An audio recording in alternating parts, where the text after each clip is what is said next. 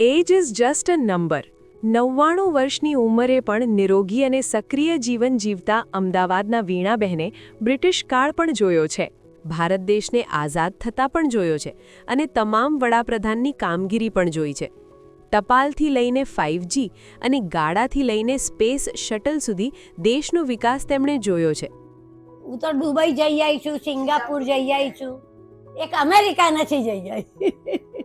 જે એક્સરસાઇઝ કરાવે હા હા હા હા હા હા હા હા હા હા હા હા હા હા હા હા સૈયર આવો તો રમીએ, અમને રમતા ન આવડે, તમે રમીને બતલાવીએ તમારું રમેલું સાકામન. દાંડિયાની જોડ છે, મહી મારો ભાગ છે, મેં બોલાવી કેમ ના આવી એટલો મારો વાંક છે, એટલો મારો વાંક છે, મેં બોલાવી કેમ ના આવી એટલો મારો વાંક છે. અમદાવાદના આંબાવાડી વિસ્તારમાં રહેતા વીણાબહેન શાહ ટૂંક સમયમાં જ પોતાના જીવનના શતાયુ વર્ષમાં પ્રવેશ કરવા જઈ રહ્યા છે. 99 વર્ષની આ ઉંમરે પણ તેઓ એટલા જ સક્રિય અને નિરોગી છે. યુવાનો અને વડીલો સૌને તેઓ પ્રેરણા આપે છે. સ્વાતંત્ર્ય સંગ્રામ દરમિયાન પોળ વિસ્તારમાં સરઘસોમાં સક્રિય રીતે જોડાનારા વીણાબહેન આજે પણ એ દિવસોને ભૂલ્યા નથી.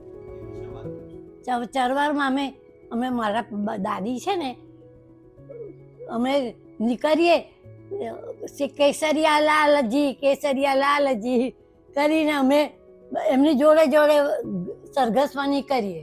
હા, ઉપર પછી પોલીસો આવે એટલે પછી હંતાઈ જઈએ. હા, કીકાપાની પોરમાં અમે હંતાઈ જતા હતા ને, હંતાઈને પછી ઘરના બાયણા બંધ કરી જઈએ. ઉપર જતા રહી, પછી ઉપર જઈને પછી એમની ઉપર પથ્થર નાખીએ. મોટે ભાગે વૃદ્ધોને તમે નવી પેઢીને સલાહ સૂચન કે શિખામણ આપતા જોયા હશે, પરંતુ વીણાબહેન તો કહે છે કે નવી પેઢીને જે ગમે તે જ કરવા દો.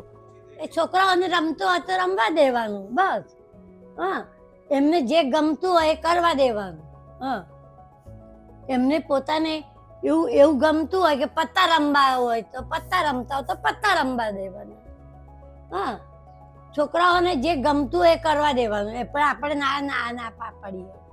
વીણાબહેન વર્ષો સુધી જૈન ધર્મની વિવિધ સંસ્થાઓમાં નિસ્વાર્થ સેવા આપી ચૂક્યા છે. આજે પણ તેઓ નિયમિત 48 મિનિટ સામયિક વાંચન કરે છે. ઘરના રોજિંદા કામો જાતે જ કરે છે. તેમના લાંબા અને સ્વસ્થ આયુષ્યનું રહસ્ય સાદો ખોરાક, લીંબુ શરબત અને તુલસી ગોળનો ઉકાળો છે. રોટલી તો એક જ ખાવાની, મારે એક જ ખાવાની. બપોરે ચા નાસ્તો કઈ નહીં, કે સીધું 7:30 વાગે એટલે જમવા બેસી જવું. કશું લલો પતા જ નહીં આપણે કરવાની. હા, લલો પતા જ નહીં કે મને મારા માટે આ બનાવો કે આ બનાવો કે આ બનાવો, એવું બધું નહીં. આપણે જે બનાવ્યું એ ખાઈ લેવાનું, તારે શું. 75 વર્ષની ઉંમરે વીણાબહેન શ્રેયસ ક્રોસિંગ પાસેની લાફિંગ ક્લબના પ્રથમ મેમ્બર બન્યા હતા, જે આજે પણ કાર્યરત છે. માત્ર સેવા જ નહીં, પણ તેમણે પોતાની બચતનો મોટો ભાગ તેમણે પાંજરાપોળ અને અન્ય સેવાકીય સંસ્થાઓમાં દાન પણ કર્યો છે. મક્કમ મન અને સાત્વિક જીવનશૈલી દ્વારા ઉંમરના દરેક પડાવને કેવી રીતે માણી શકાય એ વીણાબહેને સાબિત કરી બતાવ્યું છે.